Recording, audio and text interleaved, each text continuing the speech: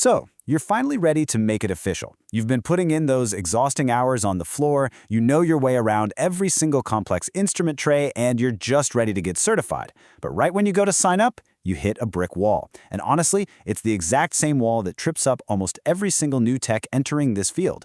You're suddenly looking at two seemingly identical certifications issued by two completely different organizations, and absolutely nobody is giving you a straight answer on which one actually matters for your career.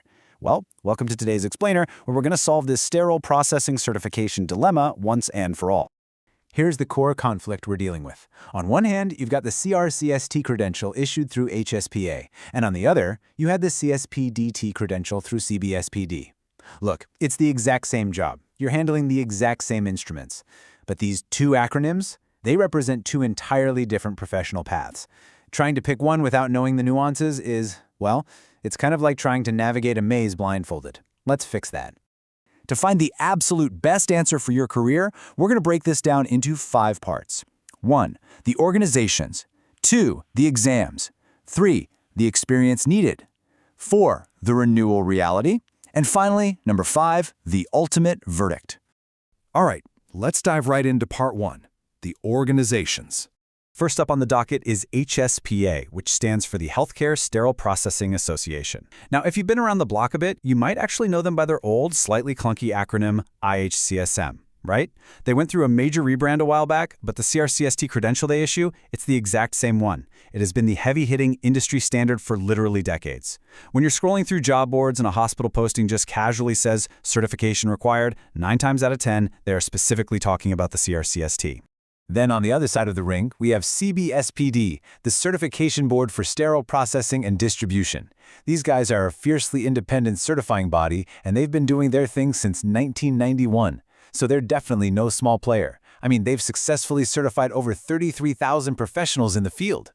Their primary entry-level credential is the CSPDT, or Certified Sterile Processing and Distribution Technician. Now, really quick, I want to pause here and make something absolutely crystal clear. Both of these credentials are fully NCAA accredited. That's the National Commission for Certifying Agencies. Neither of these is some fake, pay-to-play internet certificate you could just buy. No way. They are both completely legitimate, nationally recognized professional credentials. But, and this is a big but, being equally legitimate definitely doesn't mean they're equally suited for exactly where you are in your career right now. Which brings us to part 2, the exams. Let's look at what actually happens on test day. If you go for the CRCST, you are staring down a 125-question, 3-hour marathon at a parametric testing center. Contrast that with the CSPDT, which is honestly a bit more streamlined. It's 100 questions over 2 hours, and you take it at a laser grade or PSI testing center. Because of those extra 25 questions and the additional hour in the hot seat, the CRCST is generally considered by the industry to be just a bit more demanding and comprehensive. Plus, some techs actually report that the CBSPD questions are a little more straightforward in how they're phrased. But despite those structural differences, the number 70 is the great equalizer here. That is the universal passing score for both exams. If you get a 70, boom, you're certified. If you get a 69, yeah, you're going home empty-handed. And here's an absolutely crucial detail for both paths. There is 0 remote testing option. None. You cannot take these in your pajamas at home. You actually have to go to a secure testing facility.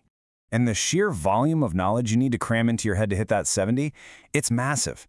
For both exams, you have to completely master decontamination protocols, complex tray assembly, the literal science of sterilization cycles, quality assurance, strict infection control, and inventory management. The whole shebang. Neither test is a walk in the park, guys. Realistically, depending on how much floor experience you already have, you really should plan to spend a solid 1 to 3 months studying for either of these. Moving right along to part 3, experience needed. This is a huge differentiator. 400. Let that sink in. The CRCST credential requires a strict 400 hours of actual, hands-on experience in a sterile processing department. That can be paid time, or it can be volunteer time, but you have to physically be in there doing the work, and every single one of those hours has to be signed off by a manager. Now, the CRCST does let you take the test first to earn a provisional status, but wait, once you pass, a very strict clock starts ticking. You have exactly 6 months to submit those 400 hours, or you literally forfeit your credential entirely. No exceptions. And this brilliantly illustrates the CBSPD difference.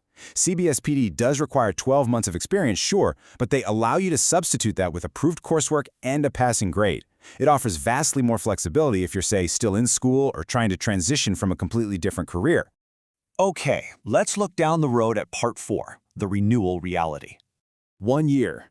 The CRCSD demands a rigorous, unyielding 1-year renewal cycle. Every single year, without fail, you have to prove to them that you are keeping your skills sharp. So, what does that actually mean? Every 12 months, you need 12 continuing education units, or CEUs, and they all have to be strictly related to sterile processing. On top of that, to hold the CRCST, you are required to maintain a paid HSPA membership.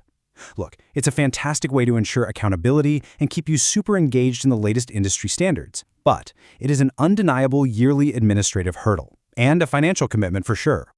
Now, let's contrast that tight annual turnaround with the much more generous timeline offered by the CBSPD. 5 years. While the CBSPD gives you a whole half-decade to renew, the actual requirement is larger in total volume. You need 100 contact hours of continuing education over that 5-year span. If you do the math, that averages out 20 hours a year, which, actually, that's technically more than the CRCST requires annually. But the beauty is, you don't have to report them every single year.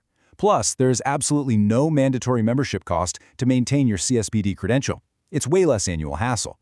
But, and this is key, that assumes you're a really self-motivated professional who isn't just going to wait until year 4.5 to frantically start cramming in all your CEUs. All right, here we go. Part 5, the verdict.